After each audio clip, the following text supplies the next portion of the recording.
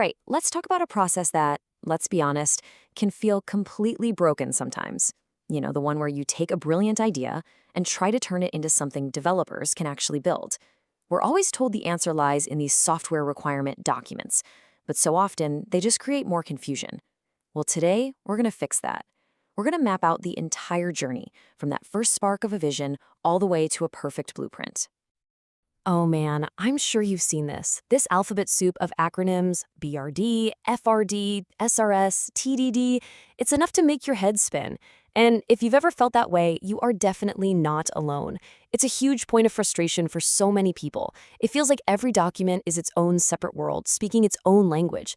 But what if that's the wrong way to look at it? What if they're not separate at all? What if they're just chapters in the exact same story? And this right here is the core idea we have to grab onto. Our job isn't to create paperwork. We're not just filling out templates. We are performing an act of translation. It's all about taking that high-level, sometimes fuzzy dream and carefully, step by step, turning it into something real and solid that a team can actually execute. So here's the secret. The confusion doesn't come from the documents themselves. It comes from looking at them in isolation. The real magic, the moment everything clicks into place, is when you see how they all link together. It's a chain. One document flows directly into the next, building on the one that came before it. It's all connected. Here it is. Here's that journey, that chain from beginning to end. The best way to think about it is like building a house. First, you've got the BRD. That's your vision. What kind of house are we even dreaming of? Then comes the FRD. That's the function. How many rooms does it need? What are we going to do in them?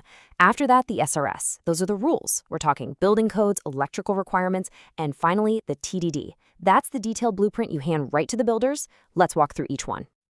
So first up is the BRD, the Business Requirement Document. This is the 30,000-foot view. We're not talking about buttons or bits of code here. We're talking about the big why. Why are we doing this? Are we trying to boost revenue by 15%? Or maybe make our customers happier? This document is the North Star for the entire project. Okay, so once we know our why, the next link in the chain is the FRD. This is where we define the what. What does the system actually have to do to make that business vision a reality? We're talking about simple statements like a user has to be able to add an item to their shopping cart, or the system needs to process a credit card payment. It's all about behavior purely from a user's point of view. Following that, we get to the SRS. Now, this is where we get into the nitty-gritty, the rules of the game.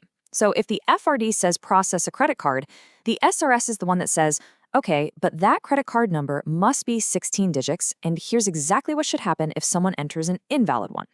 This is where you find all the data formats, the validation rules, all the specific scenarios. It's the technical detail behind the function. And that brings us to the final piece, the TDD. This is it. This is the ultimate blueprint that gets handed over to the development team. It spells out everything.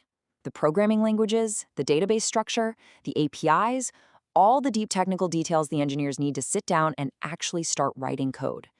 That initial vision from the BRD, it has now been perfectly translated into a concrete, actionable plan. So we have this perfect chain, right? A clear path from a big idea all the way to a buildable blueprint.